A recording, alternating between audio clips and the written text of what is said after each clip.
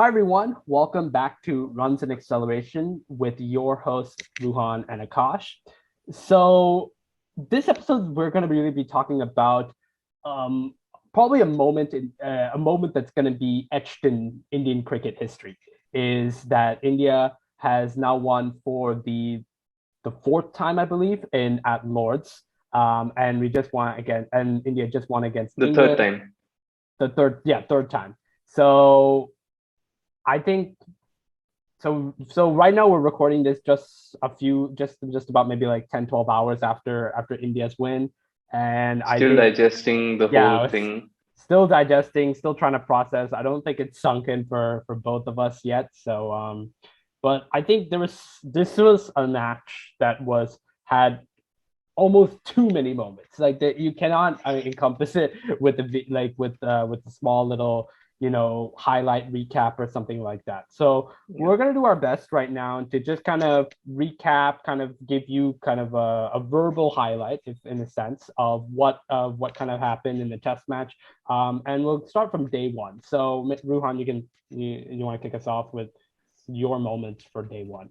Yeah. Yeah, for me, day one was really special because as a batsman, seeing the Indian openers go out there, we were put into bat. The Mm-hmm. conditions were far from ideal, appalling conditions, as Michael Atherton said on air, Proper with overcast. cloud cover, Yeah. perfect swinging conditions, green wicket, and our openers are there, and also going on and off because there were some rain delays here and there. For them to go out there and score, 100 run plus opening stand, which by the way is another record because it's the first time we've had 100 plus run opening stand in the last 10, 11 years, actually, Mm-hmm. almost 11 years, which Away is, from India. Yeah. yeah, away from India, which is amazing. And even the last test match, they scored 97 in the first innings Mm-hmm. together, so that was quite good. Yep. And both of them, I think Rohit was really unlucky. Yep. He The ball he got out to, I think it's one of those balls you just have to pay respect to a person like James Anderson because I don't think anyone could have played that. Yep. But seriously, it was one of the best opening innings I've seen. Mm-hmm. Um, and I even heard some of the commentators say after that this 80 odd that he scored was better than quite a few hundreds even Yeah. that have been played at I think Lords. Mel Jones said that. Yeah. It was. Yeah. Mm-hmm. And if the 80 was better than some hundreds, well, there was certainly a special 100 from KL Rahul. Yep. Now, what to say about that guy? Like after he didn't play the World Test Championship final, he Yep. was taken as a reserve for this squad. Mayank Agarwal was supposed to be the opener. Yep. 2 days before the first test, Mayank cops a blow, gets a concussion in an internal net session with Team Mm-hmm. India. Yep. Suddenly he's drafted in. He would have ideally, even if he played, would have played at number six or something to solidify the batting at, down below. Opens, gets a crucial 80 in the first match, and now he has 100 at Lords Mm-hmm. against against quite a commendable bowling lineup and in very tricky conditions. So Yep. just the first day, our attitude and the way we dominated that day was something I've not seen before. Mm-hmm. I've never seen this before. I think the one thing for me is what I've found is that when everything's kind of stacked up against us, that's where we kind of really perform. Is number one, we lost the toss, as it always usually happens. Terrible batting conditions. Yeah, in case some of you don't know, in the last 11 games India and England have played, India has only won the toss once. Yeah.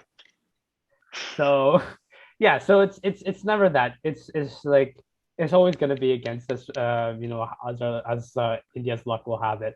But what I found was really important about this innings is that I think that there was a little bit of a that there was starting to be a little bit of a question mark of that opening partnership. With because we originally were going to have Shubman Gill and Rohit Sharma. I think from Australia we thought that okay, this is going to work, and then India, Shubman Gill didn't perform as well as we thought he was going to perform, and then the World Test Championship was far from the expectations. So I think is this brings a good, interesting kind of debate. A little bit of what should India's opening pair be. I still think Right. for for this combination of KL Rahul and Rohit Sharma is the best, and I think almost could be the best for even overseas conditions. Maybe for Yes. maybe for at home Indian conditions could be a little bit different. They can go a different way, but I definitely think one is I was very impressed with both of them how they handled the swinging ball. That's been India's downfall for since since cricket, since India started playing Test cricket. Really, yeah. So for so many years now. So it's just been something that I'm really happy to see. But what I'm also just thinking about is that we also have to be realistic about someone like Rohit Sharma.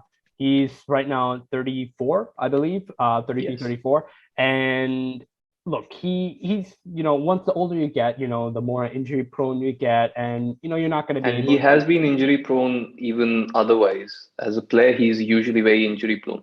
Yeah, exactly. So I'm just thinking that if he doesn't have that many legs, like a few more, like a little bit like years of playing cricket left, then I think then it's do we see then do you feel that something like a KL Rahul and Shubman Gill could be India's main opening pair for any kind of I condition? think it's an interesting debate. I think Shubman, we now have four world-class openers with us. Mm-hmm. Shubman is still yet, for me, the World Test Championship final, I think our opening was still very good in terms of playing out the overs. Yep. We didn't have the middle order support, and we'll get to that for this match. Shubman is obviously out with an injury. Yep. As a youngster, getting injuries is not the best. Mayank, again, for Indian conditions, I think he's quite good. Mm-hmm. He hasn't had a chance to prove himself in English conditions. Yep. So I agree with your point. I think Rohit Sharma has a good, I think he has a good 2 to 4 years left in him. Yep. Maybe 4 years being ideal. Mm-hmm. But it is a good point to start bringing players like, well, Mayank has already made his debut, he's established, but also Yep. Shubman Gill, even if we have to carry extra people, especially in this COVID bubble, since we allowed larger team squads, just keep them with you. You'd never know when you need them. And even Mm-hmm. if they don't play much, they should be ready when the time comes to take over. Yep. And this is something, in the business world, it's called succession planning. Yep. And India struggled with the opening succession planning for quite a while since, Sehwag left and then Gambhir was dropped. Yep. So I think there's a good opportunity to correct that Mm-hmm. because KL Rahul, if we find that Mayank and Shubman are providing better support at the top, KL can play anywhere. He has the talent. Yep. Still think he's our best opener, and Rohit and Rahul together, I think, are the most devastating opening combination in any format across the world right now. Yep. So for me, I think it's very clear they should be opening, Yep. but keep the others with you just so they can get the exposure, Mm-hmm. get developed as players, just learn from seeing these great players. Exactly. Yeah. So now coming on to, towards the start of day one, actually towards the end of day one and start of day two, things started to slip away because Kohli got a start Mm-hmm. and again fell to swinging ball and fishing outside the off stump. Yep. I know there's been talk that he's been working on it, but for me, what stood out most was not the 40 runs he scored. In fact, it was how tentative he was for a player of his caliber and class. Yep. You could see he was really tentative, trying to really go for the shots, fishing for anything outside. And that's come back into his game because, Mm-hmm. in this first tour in 2013, he did that Yep. and suffered a lot against England. Yep. It's come back into his game because in the World Test Championship final, he kept getting hit on the pad. And recently, he's been getting a lot of LBWs and bolts for the incoming deliveries. Yep. So to counter that, he's started to shift more to the off stump and he's kind of lost the off stump. That's why Yep. he's going for a lot of balls on the fourth, even fifth stump line. Yep. So I think a very ordinary dismissal. And even before that, he was struggling a lot, almost chopped on a Mm-hmm. few times. So Rusty. Yeah, I no. The one thing I find this is it's a little bit interesting because I would say Virat Kohli maybe 5 years ago was struggling a lot with this, and then he fixed it. And then last tour in England, I think it One of the was best yeah, it was almost standalone you had to performances. bowl up like a japper of the ball to get his wicket. Absolutely. And what I feel that this not might not be a more technical thing. It might be a little bit more mentally. More mental. Yeah, where I think he knows that he's having this kind of lean run, and a lot of people are expecting him to go for hundreds and the big daddy hundreds, but he's struggling to just get to 40s, struggling to get a half century. Um, I think all those things struggle in the World Test Championship. All those things I think is a contributing factor. And I think it's Yeah. really become compounded because he's playing so much. Mm-hmm. He plays more than any other cricketer on the planet, even more than Rohit Sharma. He has to play every series, he has to be there. And for our listeners, our next podcast on cricket will be about mental health because one of England's biggest players, Ben Stokes, is out of this tour for a mental health break. Yeah. And with the COVID-19 bubbles, I think it's only fair we cover more about the difficulties these guys face, and generally with the changing situation of cricket and how Yep. the direction it's going in, Mm-hmm. how it's affecting people mentally and maybe shortening their careers because they're reaching a point of exhaustion. Exactly. Kohli, I'm not saying he's reaching that point, but he definitely looks just a little bit tired from the sheer amount of cricket he's played in the last 3-4 years. Mm-hmm. Yep. Okay. So moving on from now, we're talking about the middle. One thing is I think we should definitely cover is a little bit of England now. I think we can sort of move to what happened on day 2, day 3. This is where I think for many Indian fans, they sort of found that this was probably could be a proper kind of almost nail, could have been a nail in the coffin, really, moment for them, because Joe Root, if you guys don't know, Joe Root scored um, probably, in my opinion, I think it's one of the greatest knocks I've ever seen at Lords, 180, and just battled everything. We do have to say that the conditions where it got a little bit easier to bat on and everything like that. Definitely. It did. I found that India's bowling got a little bit defensive. They were pushing a lot of guys out on the boundaries. Didn't feel like we were looking to take a wicket, and Joe Root was not out at 180. So I mean, we can just kind of give a quick word on Root's knock, but I think there's nothing else to say, that it was just too good. No, I think you covered it perfectly, which is it was one of the best knocks you have seen. Like, didn't put a foot wrong. Yeah. We tried all our plans. Could have been a little more aggressive. Our field settings were more defensive of, if he tries to go for a shot and set up a trap, if he does execute it, we have someone at the boundary. Whereas some captains would go for, or general field sets would be that let him go for a shot. If he hits it, good, get him a boundary. But otherwise, he's gone. Just having that comfort, maybe he knew in some place that it was slightly defensive, not all out aggressive. And also a small point to mention, James Anderson, another fifer. And he changed the game on the second day. Obviously, KL Rahul had a bit of a mishap, just a second ball cover drive, freak of a shot, got out, could have got a big 100. But after that, the way James Anderson got them back into the game and taking out the rest of our wickets for mere, 70, 80 runs, it was just amazing. And they didn't give anything away. That's where the banter also started with the tail enders, with Bumrah and all that. It only became significant at the end of day 3, which is when Root was on 180. He'd reach, that milestone. But the one thing I think was, by being a bit defensive, we just allowed them to not get maybe too many runs. I think the only thing to improve on would be no balls. We bowled 16 no balls that day on day 3, which is basically the lead we conceded, right? If you take in the leg byes and all, we were on even terms. It's just the sheer number of extras which made a sizable lead for them on a pitch which was deteriorating fast. And that's where the next big moment happened towards the tail end of day 3. We caught back in the final session. Siraj produced one of the a great spell, I think. For me, he's a gem of Indian cricket because whenever he comes on, he seems to make things happen out of Mhm. nowhere. He Yep. did that again, picked up 4 wickets. And then James Anderson comes into bat, number 11.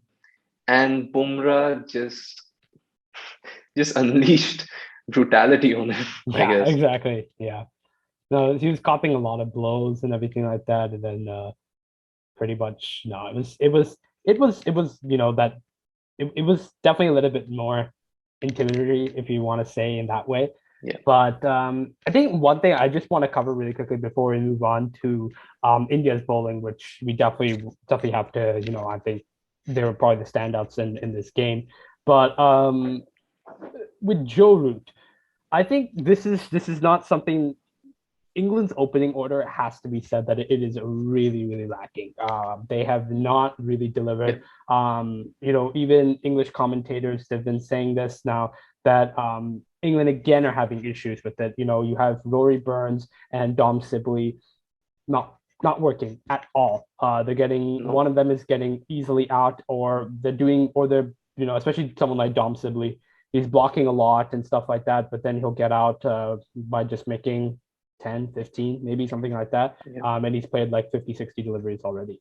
And then you have at three, they've had Zach Crawley.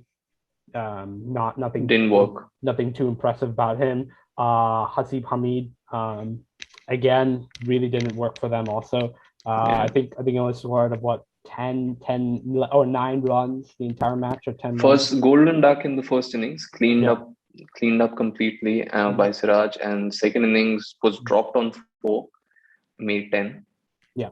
So, So yeah, again, really not impressive stuff. I mean, see, do you if think I'm it's also compromising their bowling because Mark Wood is obviously their bowler, but having to play, Butler and Bairstow together, and in the absence of Stokes, yeah. they also had to get Curran in. Curran got a king pair, the first time in history at Lords that Yeah. someone got a king pair, which Mhm. is two golden ducks. Um, and both dismissals were pretty ordinary. Even in the bowling, he Mhm. was really ordinary, to be honest. Yeah, he got Virat's wicket in the second innings, but it's not like he produced a Jaffa, like we said before. It's just, Virat got out to the Mhm. same ball all 3 times by 3 different bowlers. So Yeah. it's not something he did. Mhm. The one thing is, I think that, in my opinion, I feel that what I'm if I was like Joe Root, I must be like pulling out my hair, like actually, like because it it. It's not a joke actually now because it coming to like every single game he's got to save England. They're usually going to be like 2, 3 down in the first 20 overs, maybe something like that, maybe Yeah. 15. And that's a massive problem. I'm telling you, I mean, if if England, I think they have also because England, they're always looking to prepare for that Ashes series, and Yeah. against bowling of Cummins, Stark, Hazelwood, and Lyon, I have absolutely no idea how they're actually No going to perform. confidence in Yeah, I this actually batting have lineup. absolutely no idea how they're going to perform in that because um, I'm not expecting great things, only if they can make a massive turnaround. But I mean, if you just yeah, look at Root, final point on him, how many times will you see that within 2 test matches, a guy has scored 400 plus runs yeah, within the first 2 test matches of a series and his team is down 1-0? yeah. I think yeah, but he did get a little bit of support in that first innings by Bairstow and Moeen Ali.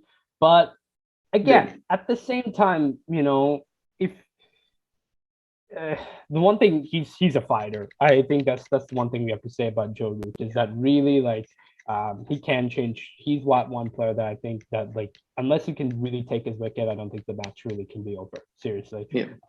So really really well done for him, but kind of bad luck for him that he's losing the game. But now I think let's get to the good stuff The now. climax. Let's get to the climax now. Let's get The last 2 days. to the four the four guys that essentially won us the game. In my opinion. I think you can't even narrow it down because Yeah. the fourth day started. Our batsmen came into bat. Also, it Mhm. was a lot of people were making jokes. It's Independence Day. We're playing against the British. All that. Yeah. We come into bat. By the time, we reached 27, which was the deficit. So Mhm. by the time we neutralized the score line, we lost both our openers. Yeah. The guys who've given us the starts and have been the highest scorers in this tour. Then out comes Pujara, who was literally batting for his life out there. Yep. Not scored more than 20 in any of his last 10 innings. Yep. And all the pressure on him that, oh, he's not playing, we should get someone more aggressive.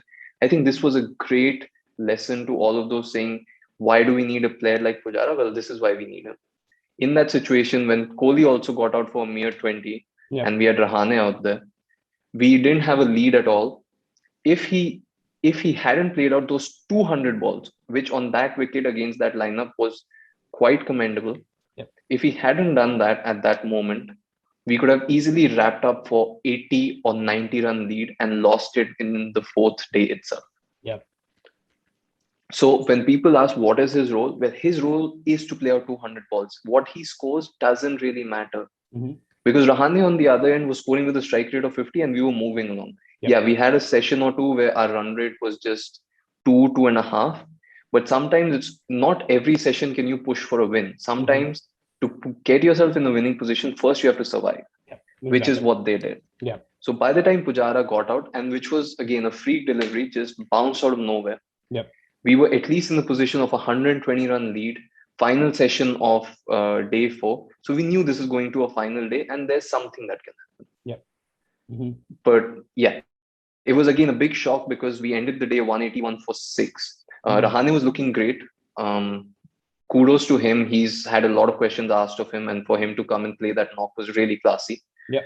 Um, I felt he fell out to quite a ordinary delivery, just poking at it. And then Jadeja also got a surprising delivery because the spinners weren't really doing much. Yep. So for him to lose that wicket and for us to go in with, Rishabh Pant and Ishant Sharma batting, Mhm. the final day was, everything Yep. was against us, quite honestly. Yeah. So now on that final day, we had Rishabh Pant and Ishant Sharma. Take it from what you were saying. If you guys don't know, Rishabh Pant got out at 22, and pretty much, I think even when I saw that, I remember I switched it off. I switched off my Yeah. TV, and I was just like, But just for context, it was also late night for you at that time. It was exactly, like 2 in yeah, the yeah, morning. yeah. But no, I was like, it's this is gone. I just don't, because India's tail it's not that impressive. But boy was I wrong. Then we had Bumrah and Shami put on 89 run partnership, which In just 20 overs also. 20 overs, which changed the game. Changed the game. We had there was a lot of really weird tactics going on by England. They did not get it right. I remember there was an instance where Mark Wood was bowling, I think around 93 miles an hour, and they didn't have a single slip, not a Yeah. single slip out. I don't know what they're gonna expect at 93 miles an hour. It's you got. They were just having boundary riders all over. It felt extremely defensive for me. But I think for yeah, me, the biggest thing, yeah, like you said, because it all started from the end of day 3 and the way James Anderson was dealt with by the Indian bowlers, which was, the hostility in bowling. yeah, And a lot of words were exchanged at stumps then.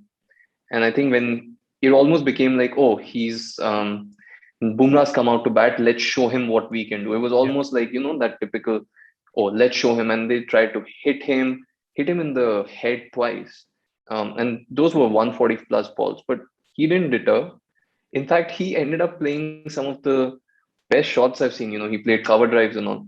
But that just showed the confidence because as time went by, rather than trying to win the game, they were trying to show their dominance. Yep. And we were just like, okay, if you want to fight, we'll fight. Yep. Because England could have quite smartly played it quiet the way they had and the way they'd been getting Kohli out and the others by just doing what they have to do.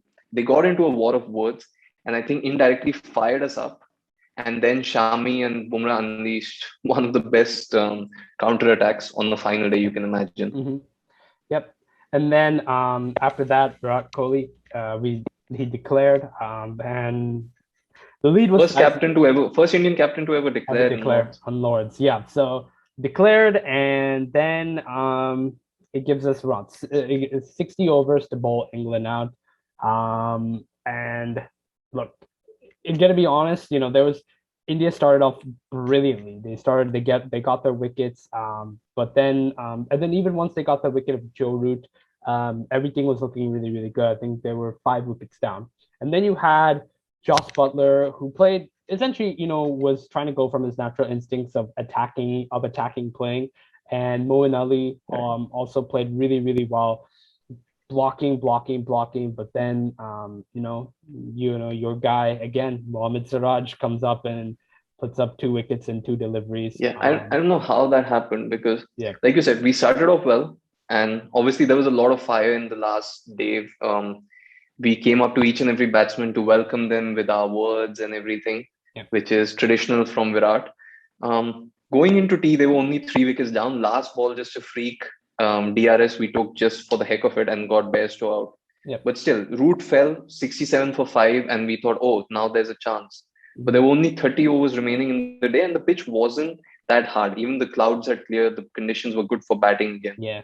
And Mhm. then Virat dropped Joss Butler on two, Yeah. which everyone was like, oh, is this the game? Is this the Mhm. game? Not only that, I think Moeen Ali edged the ball of Jadeja, and it was a no ball. Yeah. Yep. That did So happen. we were, Yep. but just to see that we didn't give up, we didn't get disappointed, and going into the last 1.5 hours, Mhm. fading light, knowing that light can become a point. The ball wasn't doing much. 40 overs old, nor here nor there in terms Mhm. of swing. Siraj comes in. I don't know how he did that. Cross seaming, his line and length, just amazing. Like I said, he makes things happen. Yep. And suddenly from 90 for 5, they were 90 for 7 because Karan got his gold duck. And then came Robinson and Joss Butler, which I think maybe you can wrap up this Yep. epic finale for us. Yeah. And then essentially what happens is then it's Robinson and Butler. They're actually batting. I think Robinson played almost 30 deliveries. So that was like Yeah. really, really good from an English point of view. But then and then it all started. Then the Bumrah, I remember Ruhan and I were both watching the game together. We were on call together, and Ruhan kept on saying to me, bowl the slower ball, bowl the slower ball, bowl the slower ball. I was like telling him to shut up, actually, but like because I was like, it's getting really annoying. Then finally, Bumrah, he bowls one of the best, a brilliant off cutter delivery, and takes Robinson's wicket. Next over gets Butler. Then Siraj gets Butler, and then Siraj against Jimmy Anderson takes his off stump out, and that's it. India win the game. So it happened that those last 3 wickets happened in just two overs, super quickly, but still, There were it's only 8 overs left in the game. We were in the exactly. last.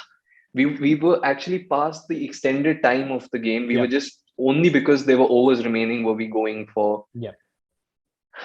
It seemed like it's going to be a great draw for us, psychological Mhm. advantage. But yeah, Yeah. No, I think this is a true testament of this Indian team now that it's kind of, for me, it kind of almost felt similar to that Gabba win in that way.